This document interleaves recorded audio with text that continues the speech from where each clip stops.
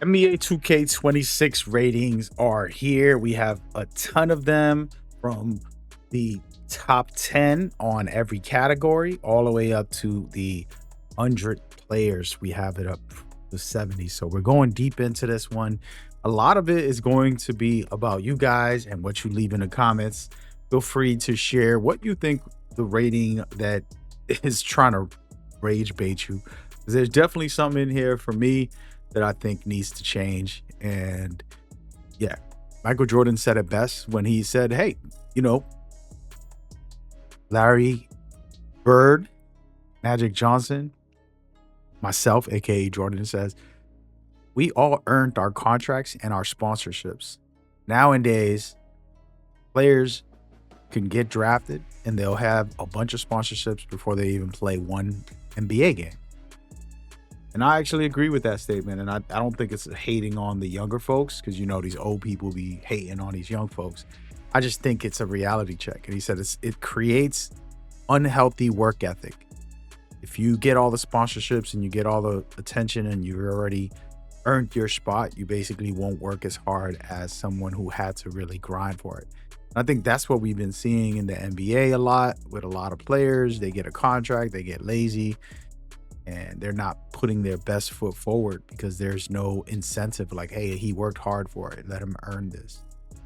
And hey, don't get it twisted. I'm not pocket watching, but I do think it's an issue. And you'll know why I'm saying this in a minute when you look at these ratings. All right. Go ahead, like, subscribe, and comment if you rock with me and want more. Let's do it. Here it is, y'all. All right. First things first. Again, I didn't make these ratings, so don't get mad at me. We're going to go with some of the top 100. This is the reason why I brought this up. If you're watching this video, I'm going to be checking out all of the top 100. Right now, they only revealed a small portion, okay? And they started off with 100 to 71, okay? We're going to look at this, and it kind of looks normal. I feel like, when you look at the list, there isn't anything crazy in here that you're bugging too much about, but hey, it is what it is. All in the 80s, some great players in here. You got Paul George in 81, which you feel like he's still good, but hey, they doing what they're doing, right? And then we go into the 90s, and you have Draymond Green. You have all of these players. All right, I just want to mention, I want to just put a little stamp on some of this. Drew Holiday, you have Murray, you have Draymond Green. Draymond Green's a world champion, okay? Keep that in mind when I go click on this next one. And then you got Isaiah Hartenstein, who's also a world champion. And then you go down the list, Eric Gordon, another world champion. There's plenty of world champions in here. But what's crazy to me with this list is that Flag is basically better than all of them in these ratings. If you look at the ratings, he's an 82 overall, and he's a 79 within the rankings of best players in 2K26. He hasn't played one basketball game, just like Jordan was saying. He hasn't played one game at all. Somehow, he's above the world champions. Isaiah Hartenstein played a lot of minutes. He just won a championship. Gordon also helped Denver Nuggets win a championship. I mean, we could go down a list. Draymond Green got 4 rings. He was a pivotal role in Golden State's dynasty. Golden State's the only team who was right there with LeBron, and he was a part of that. And he's not even up there. Drew Holiday, all right? And then you got Paul George, who hasn't won a chip or anything, and he hasn't been the best that he's always been, but still. But I just think that this is catering to popularity. First of all, I love Flags. I think he's going to be a phenomenal piece for the team. And I'm going to be watching Dallas a lot. Kyrie's one of my favorite all-time players. Don't get that twisted. But I just think it's crazy that we put any rookie that hasn't played one game on this list above world champions, right? Not like they just put them against the bench players. It's like They're better than the starters in world champion teams. Okay? That to me is outrageous.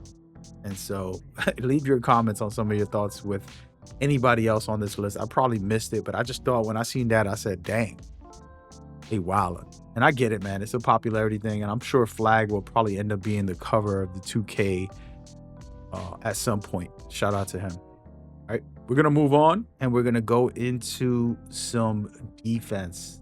Right, top 10 in defense. I can't argue this because defense is actually very hard to measure. I always talk about this. You can't measure defense. All right, if I put a hand in your face and your eyeball like close to you, guess what? You're going to miss the shot because you're nervous. And it's not going to count like I'm a great defender. They didn't say I got to block or steal, but it's a part of it. So this list is very good. The only thing is OG Anunoby should not be number 10. He should be up top 5. Top 5. I'm a Knicks fan, by the way, so I'm just, you know how it is, biasness. We're going to move out to the three-pointers. Curry at a 99 makes a lot of sense. Durant with a 91 is second highest. I don't know, man. I don't feel like Durant goes crazy shooting threes. I would say I want to measure volume and efficiency. You know what I mean? If I shoot 10,000 threes and I got the same percentage as you and you only shoot 100, who's better? So I'm just curious. Somebody look up the stats for Kevin Durant and let me know. Is he shooting more threes than Klay Thompson or Bane and all these other guys that are like basically three-point shooters full time? That's the question. And again, Kevin Durant to me is one of the greatest players of all time. Most efficient scorer and one of the greatest scorers as well. Then you got the mid-range. This makes a lot of sense, but I do have Durant and Kyrie above Joker for the mid-range. I feel like they really are kings, you know, top-tier players. That's just how I feel, but hey, that's just me. And I think Curry should be higher because, of course, he could light it up from anywhere. So if it comes to shooting, Curry's always above most players. And then SGA, he's the champion, man. You got to give him some type of like, okay, you won a championship doing it. You're the best. So, yeah, that's how I feel. I got all of them above Joker. Rookies, this makes sense. But again, the rating itself, like I said, 82's higher than world champions. Dudes that just won a chip, that weren't bench warmers, that were starters. Somehow, Flag is higher than them. That's crazy. That is crazy. But other than that, I could rock with this list. I don't mind it. And then ball handles. First of all, Curry being up here is very important. I think a lot of people be sleeping and worrying about him shooting, but he's a dribbler, man. He be putting in work. He broke a lot of ankles. He's always finding ways, maneuvering. You know, his scoring is also predicated on off ball, but his dribbling is amazing as well. So definitely rock with this. I like it. And what you got to know about 2K26, I kind of look at this as a way to template your builds. You got SGA, very tall, lengthy. Then you got Luka and Durant, all right, in the top 10 handles. What does that mean? That means we're going to have some dope handles this year, baby. Let me get a little 6'10 good dribbler. Then speed with ball. This is one of the most essential for guards when you're playing competitively. And we're not going to go into like the conversation about comp, but basically you need to have this at the most efficient rate to be able to win games as a point guard. You have a lockdown with a 99 everything to stop you. Definitely. And you see Fox, he had some good dribbles last year, like some of Ja Morant's dribbles. And, you know, I don't use this as a template of like, oh, I'm going to use these dribbles, but I test them. So when I see that they got high ratings, I'm like, let me test them out first and see if there's any good, you know, whatever, dribble style or something different. We'll see what happens for 2K26. I got y'all covered for dribbles when the time comes. Blocks. The king is back. He should have been the MVP and defensive player of the year, in my opinion, if he didn't get injured and whatever happened last year. Wimby's in the building. Remember, we making 7 4s. I'm not going to make one right away. I'm going to wait, make a couple other builds. But at some point in the year, I'll probably make a 7-4. Yeah, that's what's going down. And then we got steals. This is my favorite thing in real life. I was probably one of the best stealers in my leagues. Every league that I played in and tournaments that I played in, I pretty much played full court press. So steals is very important. And in video games, it's always key too. You're looking at a guy that I hated, the Bull, Thibault. I don't even know how to say his name, but I hated him. All right. When he first was a rookie and in 2K, I was playing against him and he was the only one that beat me in the playoffs. Had an unbeaten record. There was just one game that he just locked me up for some. I don't know what it was going on with that guy. He was scoring. It was like one of those nights. Maybe I was just like out of it, but it was hilarious. But yeah, this was a good look. I definitely like Caruso in there as a champion. They got Wallace in there as well. You know what I mean? And SGA. These guys, won championships, so you got to pay them respect, in my opinion. Then one of my favorite things to do, I just find it fun. It's just a fun mechanic in video games. And I'll never dunk again in real life, probably. And I'm accepted that. But what I do know is Anthony Edwards is key dunker this year. Ja Morant. Those are two packages that I liked using last year. And I do think it'll be back. And then you got Jones. You know what's crazy? I didn't use Jones too much. But I definitely might. And then Thompson, that's another one. I mean, I got to see what they're going to do with this dunk package. Hopefully they do something special. But these are some good dunkers. First of all, I got Jones Jr. higher than half of these guys. No disrespect. He's just done some crazy dunks in game. I don't know if y'all be watching him, but I love his dunking. Just because you're not the best player doesn't mean you shouldn't be the best dunker. You know what I mean? Like, it's like Vince Carter was never considered the greatest player of all time, but he's the greatest dunker. And I think guys like Levine, he's old now, so forget about it, and Gordon. But Jones should be up there. Just my opinion. But yeah. Then post scorers. I haven't really played post scoring in a long time. I love it in the mid range. The Kobe's, the Jordans, Carmelos, those are my favorite players.